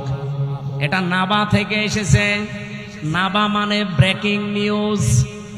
এই যে টিভির নিউজ দিয়ে আজকে ব্রেকিং নিউজ যাচ্ছে, আপনি এখন যে দেখেন রাত 10টা 1 মিনিটে ওসি প্রদীপ আর এসআই লিয়াকতের ফাঁসি হবে, এটা ব্রেকিং নিউজ যাচ্ছে। স্বৈরাচারের দোসর যারা ছিল 1628 জন, তার ভেতরে দুইজন না হলো একজন তো মাস্ট বি ওসি প্রদীপ। আজকে আমার সাথে 3টা বছরই জেলে ছিল। আমি সেখানে বসতাম জেলারের সামনে, সোফারের সামনে, ওই শয়তান আমার পাশে বসতো। আমার এসে মাঝে মাঝে বলতো, হুজুর আমার কোনো দোষ নেই, সব বানানো। অথচ 204 জন মানুষকে ক্রস ফায়ারের নাটক করে হত্যা করেছে। সবচাইতে বেশি মানুষ ওই টেকনাফে, উখিয়া টেকনাফ এলাকায় মানুষ হত্যা করার জন্য লাইসেন্স নিয়েছিল ওই স্বৈরাচারের কাছ থেকে, মাদকের নাম করে। ওই এলাকায় যেহেতু সবচাইতে বেশি একামতে দিনের মানুষ, কক্সবাজার চট্টগ্রামে এমনিতেই একামতে দিনের মানুষ বেশি। ওই কয়েক বছরের ভেতরে সবচাইতে বেশি মানুষ হত্যা করেছে শিবিরের। 204 জন মানুষ মেরেছে। এই ব্রেকিং নিউজটা আজকে যাচ্ছে। এখন ব্রেকিং নিউজ লিখতে কি লাগে? আপনি দেখেন ইংরেজি শব্দ যেহেতু নিউজ, নো কি NEWS লাগে না? আপনি একটা একটা করে শব্দের সাথে অর্থ মিলান। এন দিয়ে যদি ধরেন ইস্ট, ই দিয়ে নর্থ, নাই এন দিয়ে নর্থ, ই দিয়ে যদি ইস্ট ধরেন, ডাব্লু দিয়ে ওয়েস্ট, আর এস দিয়ে সাউথ, তাহলে পৃথিবীর 4 কোণা হয়ে যাচ্ছে। তামাম পৃথিবীতে যত সংবাদ পৌঁছানো লাগবে সব আমার আল্লাহ নবীদেরকে দিয়ে পৌঁছিয়েছিলেন। বলেন সুবহানাল্লাহ। সব চাইতে বড় সংবাদ হচ্ছে, এরপরে একটা একটা করে সংবাদগুলো তিনি পরিবেশন করবেন তার পরিবার থেকে শুরু করে। 2 নম্বরে তিনি সিদ্দিক ছিলেন। সিদ্দিক কি? সত্য কথা বললেই সিদ্দিক হয় না মানুষ। সত্যকে সত্য বলে জানার পরে যারা দ্বিধাহীন চিত্তে প্রশ্ন ছাড়া গ্রহণ করে নিতে পারে তার নাম সিদ্দিক। হযরতে আবু বকর পর্যন্ত তিনি ছিলেন, কিন্তু জানি যখন মেরাজের এই কাহিনীকে সত্যকে সত্য জানার পরে কোন প্রশ্ন ছাড়া দ্বিধাহীন চিত্তে মেনে নিয়েছিলেন, বিশ্বাস করেছিলেন। বিশ্বনবী ওই দিন তাকে বলেছিলেন, তুমি আবু বকর শুধু না, আজকে থেকে আবু বকর সিদ্দিক। আজ বাংলাদেশে আমরা যদি কেউ সিদ্দিক হতে চাই, কিয়ামতের দিন যেহেতু 4 প্রকার মানুষকে আল্লাহ পুরস্কার দেবে, মিনান নাবিয়্যিনা ওয়াস-সিদ্দীকিনা ওয়াশ-শুহাদা ওয়াস-সালিহিন। এই 4 প্রকারের ভেতরে 2 নম্বরে সিদ্দিক। তাহলে সত্যকে সত্য জানার পর কোন চিন্তা ভাবনা আর করা যাবে না। দ্বিধাহীন চিত্তে প্রশ্ন ছাড়া, পিছুটান ছাড়া যারা মেনে নিয়ে জীবন চালাতে পারবে, কিয়ামতের দিন তারা সিদ্দিকের কাতারে উঠবে। এ বাংলাদেশে সিদ্দিক আছে, খালি নামে আছে আবু বকর সিদ্দিক। সত্যকে সত্য জানার পরে মেনে নেওয়া দূরের কথা, আরো ঘাড় ঘোরায়, ঘাড় মোটা করে, চোখ মোটা করে। পাবনায় কোরআনে কারিমে আগুন লাগিয়েছে 150টা কোরআনে। সত্য কোনটা আপনি উদ্ঘাটন করে বের করেন না, আন্দাজে একজনের উপরে 10টা চাপিয়ে এমন কালার করার চেষ্টা চালিয়েছে। এখন তো সব বেরিয়ে আসছে, কে কে এটা করেছে, কার নির্দেশে করেছে, সব বেরিয়ে আসতেছে। আমরা দল বিদল বসি না, কোরআনে যারা আগুন দিয়েছে তাদের হাত এই দেশে থাকবে না। এই কথা বলেন না কেন? যে এই কাজের সাথে জড়িত, যারা এর সাথে ইঙ্গিত দিয়েছে। আপনি কি জামাত ইসলামের অফিসে আগুন দিয়েছেন? ওটা তো একটা শো। ওখানে ছিল কি? আল্লাহর কোরআন, একটা দুইটা না, 150টা কোরআন পুড়ে ছাই হয়ে গেছে। কোরআনে আগুন দেননি আপনি, আপনার কপালে আগুন দিয়েছেন। নিজেকে সংশোধন না করে আবার কাবিলের মতো হটকারিতা করেন যে কি ওরা নিজেরাই কোরআনে আগুন দিয়ে আমাদের উপরে দোষ দেয়। ওদের বিবেকের উপরে কি কুকুরে প্রসাব করেছে যে নিজেরা আগুন দিয়ে আপনারা দোষ দেবে? আরে কি দুনিয়ার কোন বিষয় হেলা খেলা করে আপনার উপরে দোষ দিয়ে দিল? এ কোরআন আপনারও না, আমারও না, এ কোরআন কার? এজন্য আমরা আহ্বান জানাচ্ছি, এটার সুষ্ঠু তদন্ত হয়ে যারা জড়িত জনসম্মুখে তাদের বিচার করা লাগবে। হ্যাঁ, রাজি আছেন না আপনারা? রাজি আছেন না? আগামী থেকেও যেন সাহস আর না দেখায়। সিদ্দিকী আমরা বুঝি না, আমাদের জাতির পিতা হযরত ইব্রাহিম, তিনি প্রথমে আকাশের তারকা দেখে বলেছিলেন এইটাই আমার খোদা হবে। যখন ডুবে গেছে বলছে না, ডুবে যাওয়া জিনিস আমি ভালোবাসি না। যখন চাঁদ দেখলেন বললেন এটা আর একটু বড়, এটা আমার বড় খোদা। বলেন না, এইটাও ডুবে গেছে, মানি না। সকালবেলা যখন সূর্য দেখলেন বলেন হাজা আকবার, এর চাইতে বড় জিনিস আর নেই, এটাই আমার বড় খোদা। ওইটা যখন সন্ধ্যাবেলা ডুবে গেল তিনি ডাক দিয়ে বললেন না, ইন্নী ওয়াজ্জাহতু ওয়াজহিয়া লিল্লাযী ফাতারাস সামাওয়াতি ওয়াল আরদা হানিফা ওয়া মা আনা মিনাল মুশরিকিন। আমি আজ আমার চেহারাকে ঘুরিয়ে দিলাম ওই আল্লাহর দিকে, যিনি আকাশ আর জমিনের উদ্ভাবক। আমি একনিষ্ঠভাবে মন থেকেই ঘুরে এসেছি, আমি মুশরিক না। ও বাংলার মানুষেরা, জাতির পিতা ইব্রাহিম তিনি নিজে খোঁজ করে করে সত্যকে উদ্ঘাটন করেছিলেন, আর আমরা সেই জাতির পিতার সন্তান। চোখে আঙ্গুল দিয়ে দেখিয়ে দিলেও আমরা সত্যকে সত্য হিসাবে মানতে চাই না। এই কথা বলেন না কেন? আপনি জাতির পিতা ইব্রাহিমের সন্তান আর নেই, তিনি সত্যকে খুঁজে নিয়েছিলেন, আর আমাদেরকে সত্য আঙ্গুল দিয়ে দেখিয়ে দেওয়া হয়, তারপরও মানতে তো চাই না। সত্য কেউ নিয়ে আসলে তাকেও মেরে ফেলতে চায়। হযরত ইব্রাহিম বলেছিলেন, ইয ক্বালা লিআবিহি ইয়া আবাতি লিমা তা'বুদু মা লা ইয়াসমা'ু ওয়া লা ইউবসিরু ওয়া লা ইউগনি আনকা শাইআ। হে আমার বাবা, কেন আপনারা ইবাদত করেন যেটা কানে শোনে না, চোখে দেখে না, কোনো উপকারও করতে পারে না? ওই জামানায় যেহেতু সবচেয়ে বেশি প্রচলন ছিল মূর্তির পূজা করা। ইব্রাহিম নবীর বাবার নাম ছিল আজর বা তারিক। উনি নিজে হাতে মূর্তি বানাতেন আর ওটা বাজারে বিক্রি করতেন, সেল দিতেন, খুব দামি দামি মূর্তি। ইব্রাহিম নবীকে দিয়ে মূর্তি বিক্রি করার জন্য বাজারে পাঠাতেন। তাফসিরে লিখেছে ওনাকে একবার ঝুড়ির ভেতরে, বড়া বিশাল একটা ঝুড়িতে অনেকগুলো মূর্তি মাটির তৈরি করা, বলছে বাজার নিয়ে যাও, বিক্রি করে আসো। বাজারে নিয়ে যাওয়ার পরে এক জায়গায় রেখে দিয়েছে। কেউ তো নিচ্ছে, কেউ নিচ্ছে না। চিন্তা করে অনেকগুলো তো বেঁচে আছে, কি করা যায়? মনের ভেতরে ওই যে উনি সত্যের সন্ধান যেহেতু আগেই পেয়েছিলেন, বাবাকে এত করে বুঝিয়েছেন যে বাবা এখানে শোনে না, চোখে দেখে না, উপকারও করতে পারে না, আপনি এর পেছনে সময় দেন, শ্রম দেন, এর কাছে মাথা নত করেন। বাবা তো মানে নাই, বলছে এটা আমার ব্যবসা, এটা করলে অনেক কিছু আয় হবে। প্রতিমধ্যে নিজে নিজে একটার সাথে আর একটা ঠোকর লাগিয়েছে। মাটির জিনিস, শুকনা জিনিস একটার সাথে আর একটা মারে ভেঙে যায়। বাড়িতে ঝুড়ি ভর্তি করে নিয়ে এসে বলছে বাবা এই দেখেন রাস্তায় মারামারি করে এদের অবস্থা। আমার মনে হয় বিশ্বে আজ যারা মুশরিক আছেন, যারা মূর্তি পূজা করেন, বিবেকের উপরে যদি কুকুরে প্রসাব করে না দেয়, বিবেক যদি কারো কাছে বন্ধক না রাখেন, নিজের হাতে তৈরি করা জিনিসের সামনে জীবনও আপনি মাথা নত করবেন না। অনেকে দলিল দিয়েছিলেন, প্রথমে যুক্তি দিলেন বাবা মা লা ইয়াসমাউ ওয়া লা ইউবসিরু ওয়া লা ইউগনি আনকা শাইআ, যে কানে শোনে না, চোখে দেখে না, আপনাকে আমি এত করে বোঝালাম, আর এখন আপনি বলছেন যে ভেঙ্গে ভেঙ্গে তারা নিজেরা মারামারি করে মরে গেছে। আমি আপনাকে বোঝালাম যে ওরা নিজেরা মারামারি করে, আপনি বিশ্বাস করেন না। আপনি বলছেন না ওরা তো কথা বলতে পারে না। কথা যেহেতু বলতে পারে না, কানে শুনতে পারে না, বিপদে পড়লে আমারে বাঁচাতেও পারে না, তাহলে এর সামনে আপনি মাথা নত করেন কেন?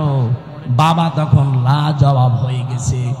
হযরত ইব্রাহিম দেখলেন আমার বাবা যখন অন্তত এখন আর জবাব দিতে পারে না, তখন তিনি বলেছিলেন ইয়া আবাতি ইন্নী ক্বাদ জাআনি মিনাল ইলমি মা লাম ইয়াতিকা ফাত্তাবি'নি আহদিকা সিরাতান সাবিয়্যা।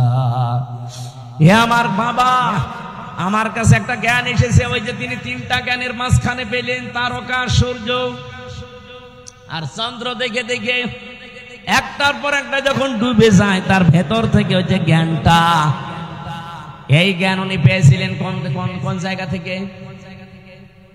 ওই যে একেবারে প্রথম ক্লাস, ওই ক্লাসে আদম নবী, পৃষ্ঠদেশে ইব্রাহিম নবী ছিলেন না? বলেন বলেন। ওই দিন থেকে তিনি জেনেছিলেন। এটা হয়তো অনেকের চাপা পড়ে থাকে, এই জন্য প্রকাশ করতে চায় না।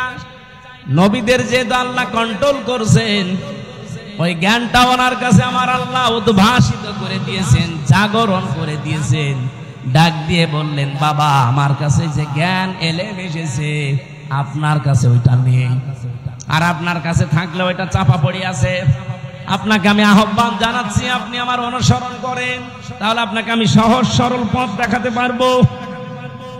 ইয়া বাতিলা তা'বুদিশ শাইতানা ইন্নাশ শাইতানা কানা লির-রহমানি আসিয়া। তিনি ডাক দিয়ে বলেছিলেন, হে বাবা, ইয়া আবাতি ইন্নী আখাফু আইয়ামাসসাকা আযাবুম মিনার রহমানি ফাতাকুনা লিশ-শাইতানি ওলিয়্যা। ক্বালা আরাগিবুন আনতা আন আলিহাতি ইয়া ইব্রাহিম লা ইল্লাম তানতাহি লা আরজুমান্নাকা ওয়াহজুরনি মালিয়া। বলেন সুবহানাল্লাহ।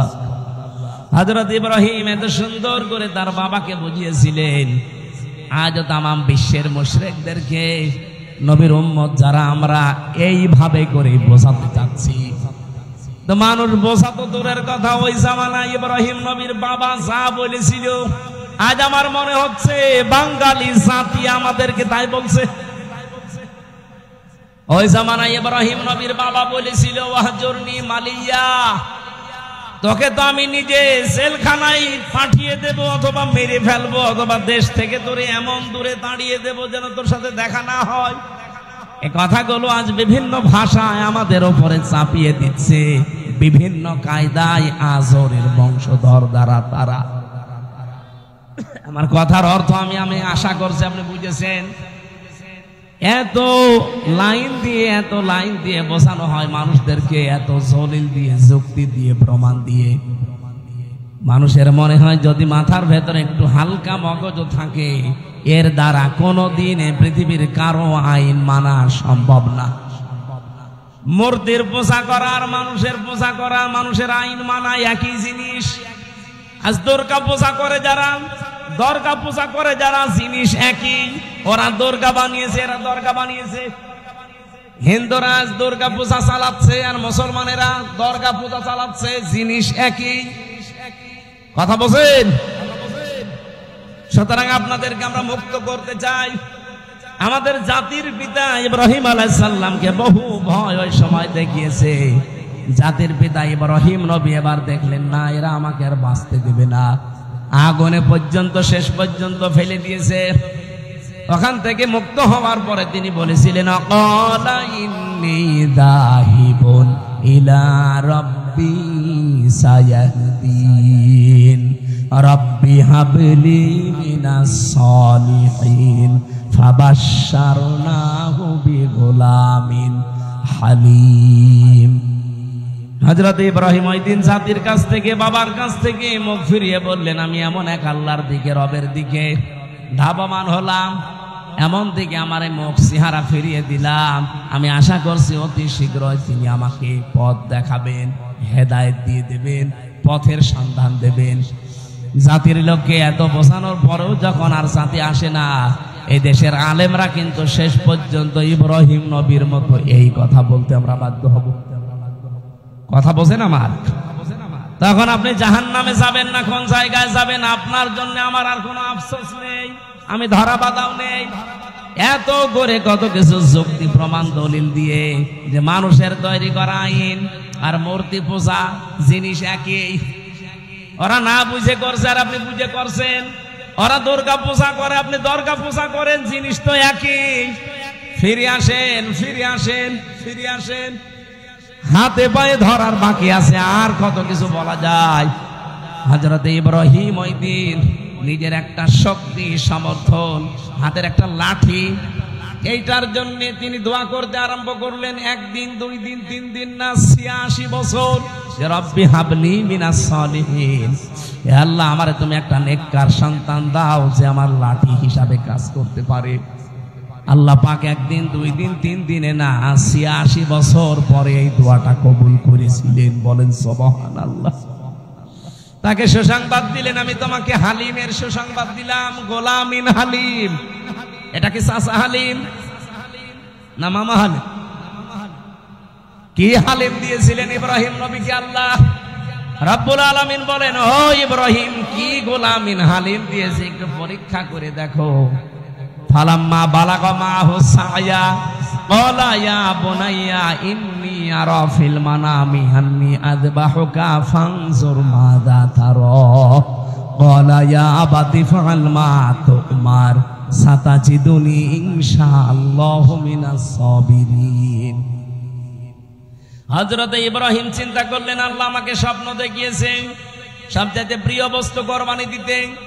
আমি তো এর আগে বহু দুম্বা কোরবানি দিলাম, একটাও কবুল হয়নি। আমি এখন ভেবে দেখি আমার কাছে সবচেয়ে প্রিয় আমার সন্তানটা, কারণ 86 বছর পরে এসেছে। ওনাকে জবাই দেওয়ার জন্য অনুমতি চাইলেন। প্রশ্ন আসতে পারে, বিধানটা কার? আরো জোরে বলেন। পালন করবে কে? একজন নবী। একজন নবী যেমন তেমন না। এই 25 জনের ভেতরে 4 জন শ্রেষ্ঠ, তার ভেতরে ইব্রাহিম শ্রেষ্ঠ। তিনি আল্লাহর বিধান পালন করবেন। এই জায়গায় এতটুকু 13 বছরের সন্তানের কাছে অনুমতি নেওয়ার দরকার কি? এই জন্য অনুমতি নিয়েছিলেন। তিনি যে 86 বছর দোয়া করলেন, আমি রব্বি হাবলি মিনাস সালিহিন চাই।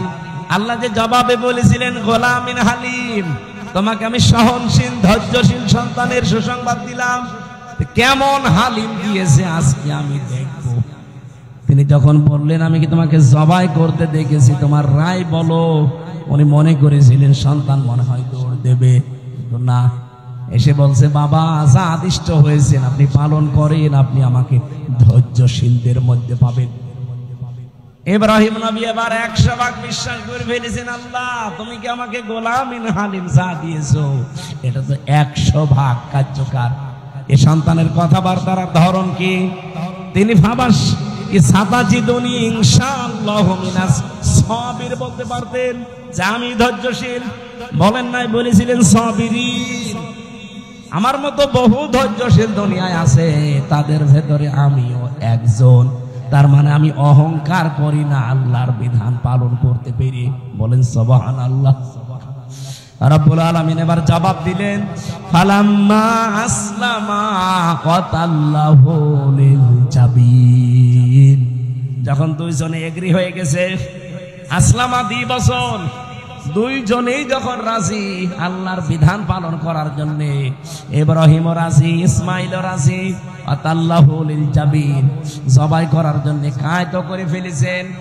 আমার আল্লাহ বলেন, অনাদাইনাহু আইয়া ইব্রাহিম। এবার আমি ডাক দিলাম, ইব্রাহিম না, আমি চাই না যে সন্তান জবাই হয়ে যাক, এই জন্যই তো স্বপ্ন দেখিয়েছি। সন্তান জবাই হয়ে যাক এটা যদি চাইতাম তো স্বপ্ন দেখাতাম না, একবারেই বলতাম ছেলে জবাই করে ফেলো। স্বপ্নের মাধ্যমে যে দেখালাম যে এই এই এই প্রক্রিয়া করো, তার মানে সন্তান জবাই হয়ে যাক, এটা আমার উদ্দেশ্য না। আমার উদ্দেশ্য তোমার আমার হুকুম মানো কিনা। কোরবানি এসেছে 1 বছর পরে পরে। হযরত ইব্রাহিম থেকে সুন্নাত এইটা পালন করার জন্য, যে আল্লাহর বিধান সামনে যখন যেটা আসবে প্রশ্ন ছাড়া আমরা মানতে পারি কিনা। আমার কথা বোঝা গেছে কিনা? সামনে আল্লাহর বিধান যখন যেটা আসবে, যত কিছু হারাতে হয় হারাবেন। ইব্রাহিম নবীর মতো হাতে ছুরি নেওয়া লাগবে, ইসমাইল নবীর মতো গলা দিয়ে দেওয়া লাগবে। এই জন্য আল্লাহ আসলামা 2 বছর দিয়েছেন। এদেশে এখন যারা দায়িত্বে আছেন, এই 15 দিন পরে যে কোরবানি, এই কোরবানিতে আপনারা ইব্রাহিম নবীর ভূমিকা পালন করবেন। আর আমরা 18 কোটি জনগণ যদি গলাও দেওয়া লাগে ইসমাইল নবীর ভূমিকায় আসতে চাই।